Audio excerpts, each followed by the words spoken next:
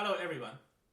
The topic of this lecture recital is Chinese-inspired piano music by Western composers in 1900 to 1950. This lecture recital is a short excerpt of my research project over the last few years.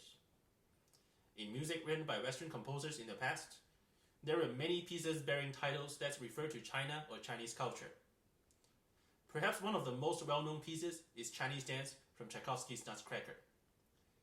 In my research, I focus on the different ways in which Western composers, meaning European and American composers, incorporated their impressions or actual knowledge of Chinese musical style into their compositions for the piano. In this lecture recital, I will discuss piano works by three composers from the first half of the 20th century. The ways in which the composers evoked or assimilated Chinese musical style are distinct from one another. The first two pieces are what I would call the extremes of styles in Chinese-inspired piano music. The third piece is more of a middle ground. While these three pieces do not encompass all the possibilities of style of Chinese-inspired music, they are representative examples of such music and, I think, among the best pieces for me to explain the relevant concepts. One extreme is what we know as musical chinoiserie. Chinoiserie refers to the artistic expression of the Western vision of China. The idea of chinoiserie came from visual arts and architecture. Chinoiserie came from a time when communication and exchanges between the Eastern and Western worlds were limited. The few missionaries and merchants traveling between the two sides of the world would bring goods and stories of what they saw and heard in Asia back to Europe. After seeing these goods and hearing these stories, the people in Europe, most of whom have never been to China or any other Asian countries, developed an imagination of China and Chinese style of things. When it comes to chinoiserie in music, Western composers often use a set of musical gestures and devices, many of which cliched, that are commonly associated with Eastern music. Such gestures and devices include the use of a lot of intervals of fourth and fifth, quarto and quinto harmonies, meaning harmonies built upon the intervals of fourth and fifth, some pentatonicism, meaning composers would use pentatonic figures here and there, but usually not a lot. Figurations imitating the sound of gongs and chimes, extremely high and low registers, and modes and whole tone scales, which are outside of the common practice period major-minor system. One thing that I would like to emphasize is that many of these musical devices are not part of the real Chinese musical style, which we will explore later. In fact, the most important thing that these musical devices did was that they are not triadic harmonies or diatonic, both of which were central to the musical language of the common practice period. By using musical devices that created a sound so different from what people in the West were used to hearing at that time, composers were able to evoke a remote culture. Abram Chasins' A Shanghai Tragedy is a classic example of chinoiserie in music. Abram Chasins was an American composer and pianist in the 20th century. During the 1920s and 30s, he was a faculty member at the Curtis Institute. A Shanghai Tragedy is the first of his three Chinese pieces, which he published in 1926. The titles of the other two pieces are Flirtation in a Chinese Garden and Rush Hour in Hong Kong. At the time when he wrote three Chinese pieces, Chasins had never visited the eastern part of the world.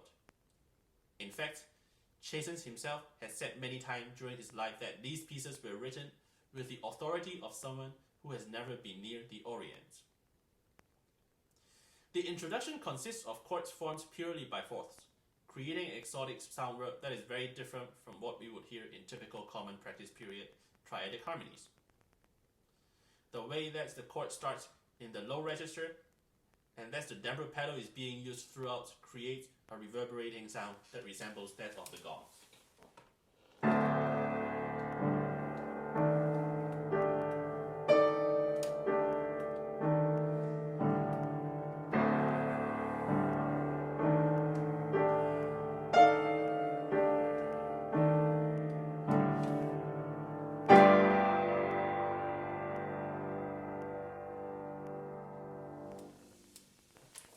And then you will hear the motif that goes like this,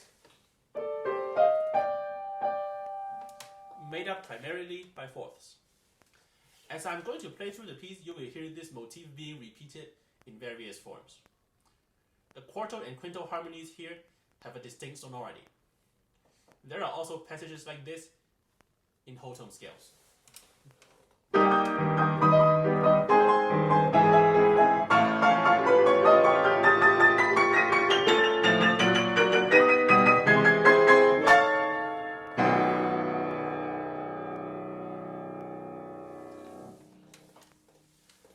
So these are some of the Chinoiserie musical devices used in this piece. If we look beyond the Chinoiserie features, we will find that a Shanghai tragedy is in ternary form. The piece is in G minor overall, the A section and the A prime section are in G minor, and the B section is in E minor. Modulation takes place in the transition from the A to the B sections, taking the music from G minor to E minor. And then there is modulation again in the retransition from the B to the A sections, where the music returns to G minor. The fact that Chasins used different diatonic keys to form the structure of the piece is significant, because that is what a common practice period composer would typically do in a composition. Even though he used a lot of Chinoiserie musical devices and created an exotic sound in a Shanghai tragedy, this piece still follows the European common practice period tradition. Diatonicism is the fundamental musical language. The quarto harmonies, whole tone scales, extreme registers, and the exotic timbre served as service level departure from the musical norm of the common practice period. As you listen to a Shanghai tragedy, try to enjoy the sound world that this piece creates and compare its timbre to that of the next two pieces when you listen to them later.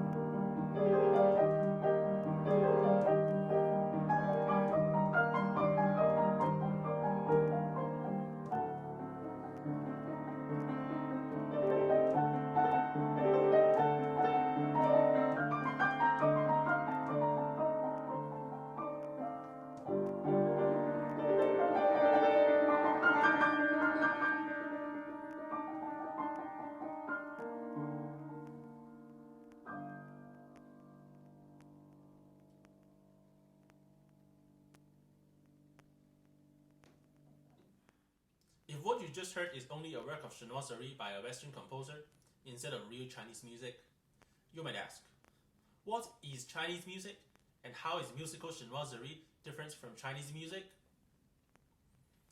I believe many of you would know that Chinese music uses the pentatonic scale. The pentatonic scale, of course, has 5 pitches. The intervals between them are a major second, another major second, a minor third, and then another major second, and then another minor third, taking it back to the tonic. What is important to know is that pentatonicism is used as a structural and fundamental language of composition in Chinese music.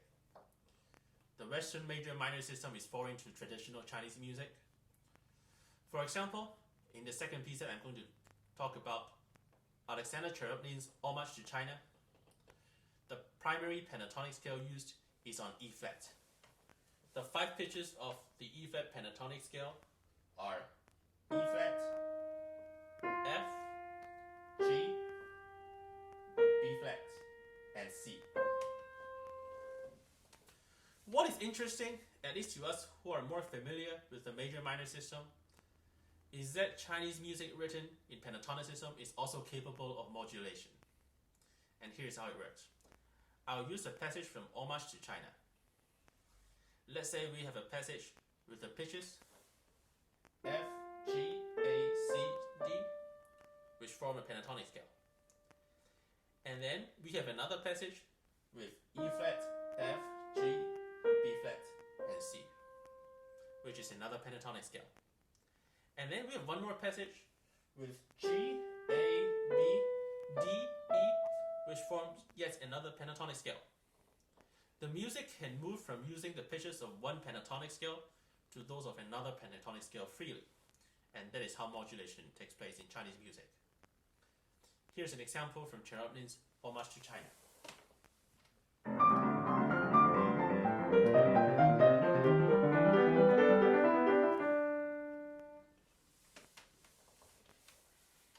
Another thing that is unique to Chinese music, it is timbre. There are many traditional musical instruments in China, and each has its own sound and performance practice. In our case, when people write Chinese music for the piano, which is a Western instrument, it is common that a composer would recreate the timbre and idiom of a Chinese instrument on the piano. Again, using Homage to China as an example, Tcherepnin was trying to recreate the sound and articulation of the pipa, which is known as the Chinese lute, on the piano. The piece is filled with passages of repeated notes, imitating the plucking of the strings of the pipa. Also notice that the 5 pitches used are E flat, F, G, B flat, and C, which belong to the E flat pentatonic scale.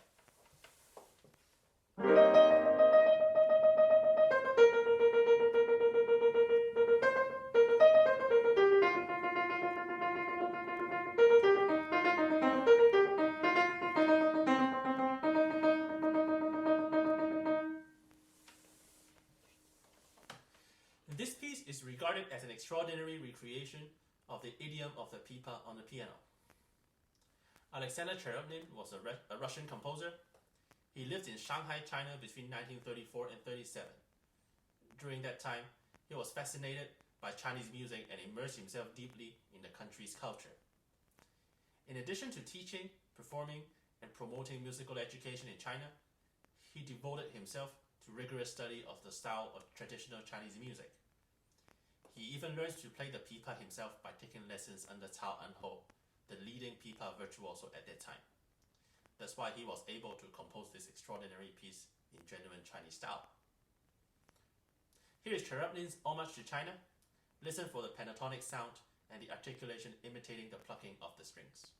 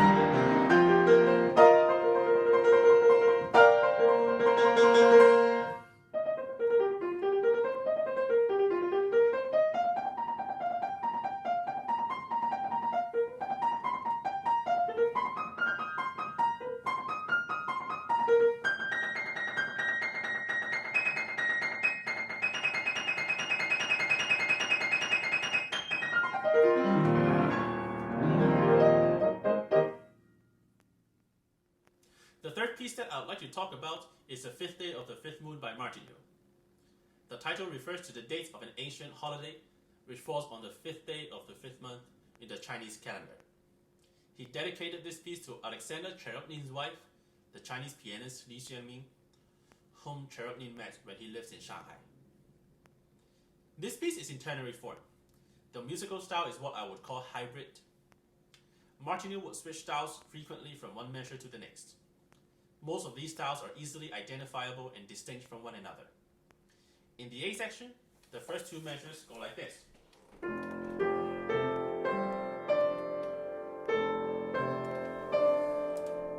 The 5 pitches used are F, G, A, C, and D, which belong to the F pentatonic scale. And then in measure 3, a B flat appears.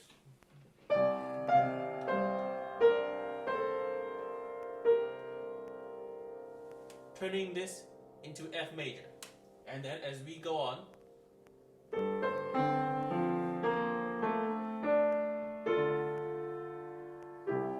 we have an authentic cadence in F major. And then going into another 2 measures in F pentatonic.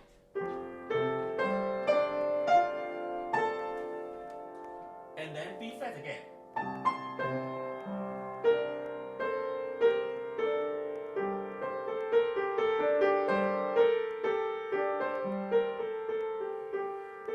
And right here, even though these chords sound like a cadence, if we look at the pitches used here, they are again the F pentatonic scale.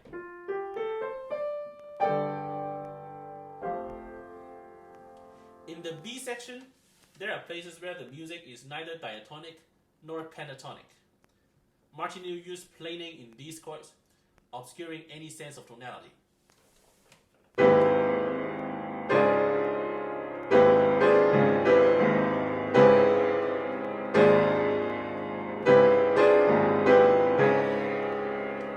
And then immediately, these chords go back to F pentatonic.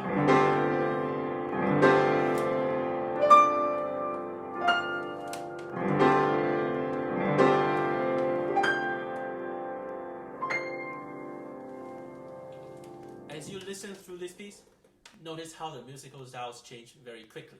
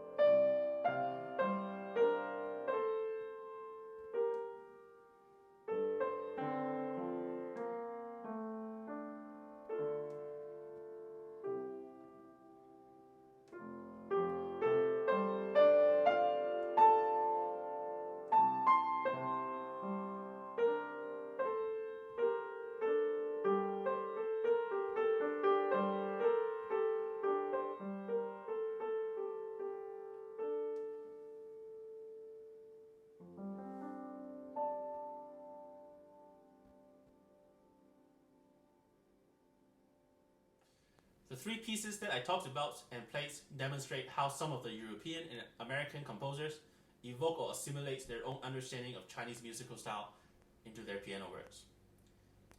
As I illustrated with Chasins' A Shanghai Tragedy, one extreme is what we understand as Chinoiserie, where a composer incorporates musical devices commonly associated with Eastern music, even though such devices are not part of the genuine Chinese style. At the other extreme, we have composers such as Tcherepnin, who learned and mastered the real Chinese musical style. In real Chinese style, the composer uses pentatonicism throughout the piece. Some composers like Martinů adopt the approach of a middle ground. They would use a variety of styles, including Chinese style, within the piece so that the sound world of the piece is constantly changing. Because of the limits of time, I could only talk about 3 of the pieces that I've studied. I would love to share with you many more Chinese-inspired piano pieces when there are opportunities in the future. Thank you for watching this lecture recital.